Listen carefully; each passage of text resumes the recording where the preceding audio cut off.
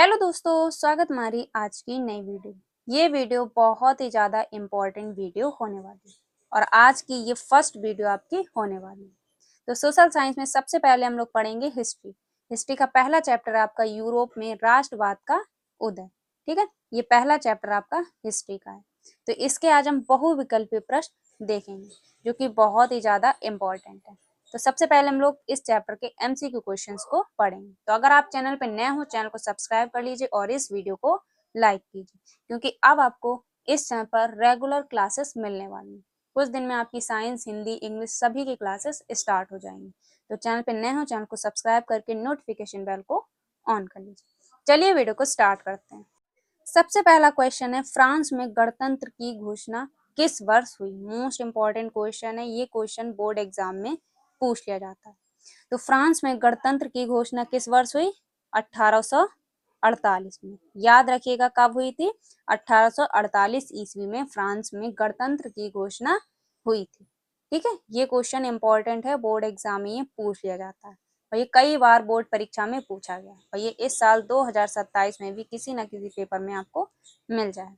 फिलहाल अभी हम चैप्टर वाइज पढ़ रहे हैं, फिर आपको लास्ट टाइम तक अगर आप बने रहेंगे आपको सारे इंपॉर्टेंट क्वेश्चंस, पीवाईक्यूज, सारे सेटों का आपको इंपॉर्टेंट क्वेश्चन दिया जाएगा। बाकी जो 2026 के पेपर हुए थे उनके सातों सेट का सॉल्यूशन भी आपको करवाया जाएगा।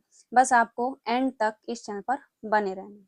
ठीक है, तो इसका राइट आंसर हो जाएगा 1848। ठीक है, इसके बाद सेकंड क्वेश्चन है, यंग इटली सोसाइटी का संस्थापक कौन था? ये क्वेश्चन भी इंपॉर्टेंट है।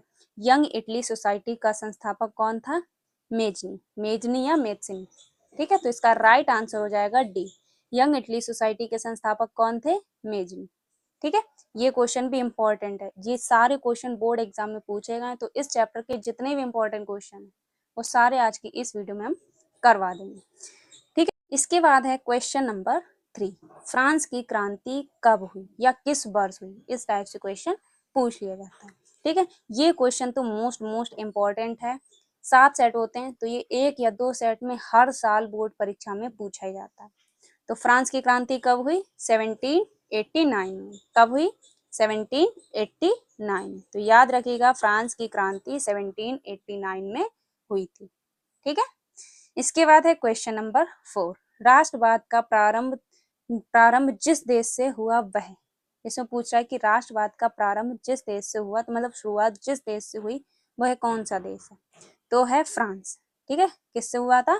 फ्रांस से। तो इसका बी वाला ऑप्शन करेक्ट ऑप्शन हो जाएगा। ठीक है, कौन सा देश था वह? फ्रांस। ठीक है, इसके बाद है क्वेश्चन नंबर 5, जर्मनी को किस वर्ष एक स्वतंत्र राज्य घोषित किया गया? तो जर्मनी को किस वर्ष में किया गया था?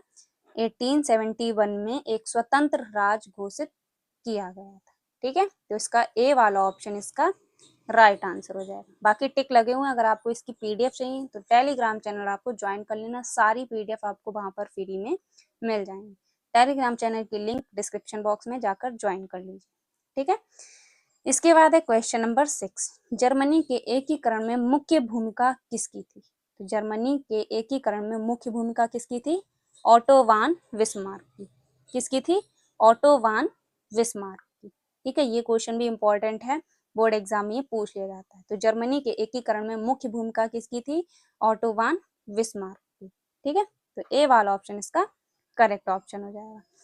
इसके बाद है क्वेश्चन नंबर 7, नेपोलियन का संबंध किस देश से था? तो नेपोलियन का संबंध किस देश से था? जर्मनी से, इटली से, इंग्लैंड से या फ्रांस से?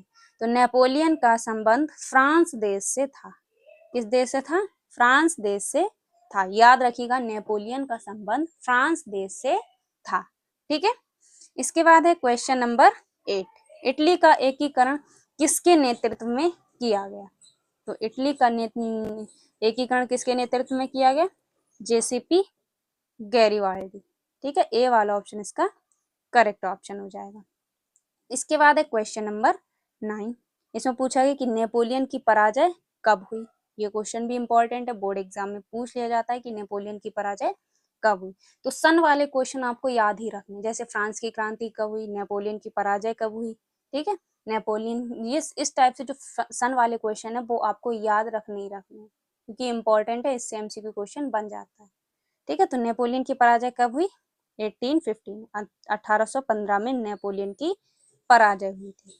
ठीक है, इसके बाद इसमें पूछा गया कि ऑटो वान बिस्मार्क का संबंध किस देश से था? तो ऑटो वान बिस्मार्क का संबंध किस देश से था? जर्मनी से।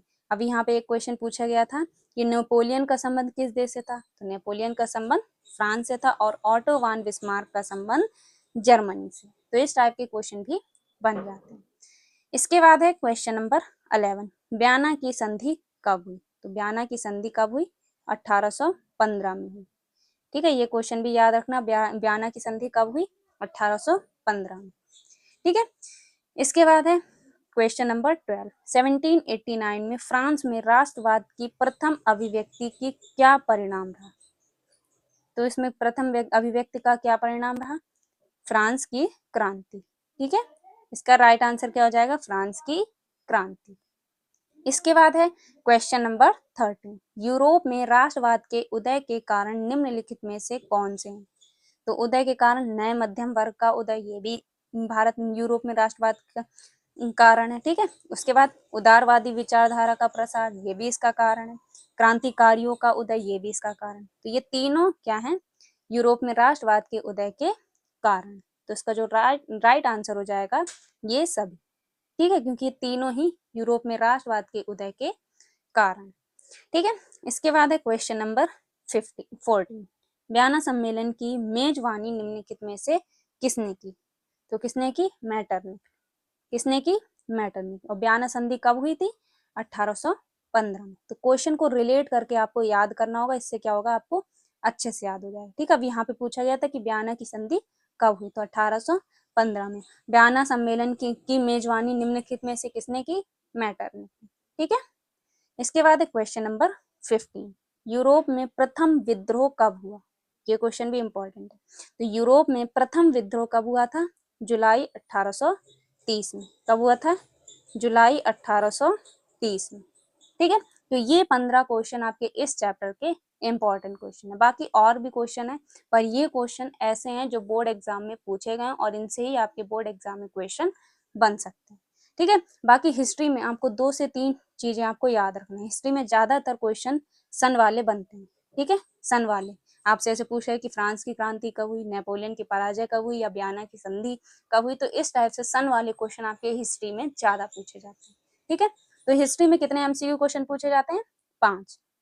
5 नंबर के एमसीक्यू क्वेश्चन बनते हैं। और 5 ही नंबर के आपके सिविक्स में, 5 ही नंबर में ज्योग्राफी में, और 5 ही नंबर के इकोनॉमिक्स में क्वेश्चन एमसीक्यू में बनते हैं। ठीक है, तो चारों पार्ट में से आपके 5-5 एमसीक्यू बनते हैं, तो टोटल 20 नंबर के एमसीक्यू क्वेश्चन पूछे जाते हैं। ठीक है, तो आज के इस चैप्टर में हमने आपको 15 एमसीक्यू क्वेश्चन करवाए। ठीक है, और ये सारे ही इंपॉर्टेंट है इस चैप्टर के, तो आपको ये सारे एमसीक्यू क्वेश्चन तैयार कर लेना।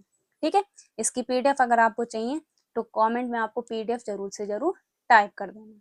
ठीक है, बाकी हमने इसमें टिक लगाई थी, अगर आप चाहें तो इसे नोट भी कर सकते हैं।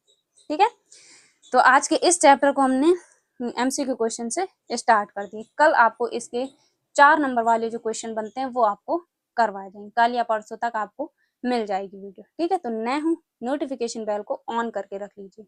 बाकी साइंस और इंग्लिश की क्लासेस भी आपकी जल्दी स्टार्ट हो जाएंगी। तो मिलते हैं आपसे नेक्स्ट वीडियो में, तब तक के लिए जय हिंद, जय भारत।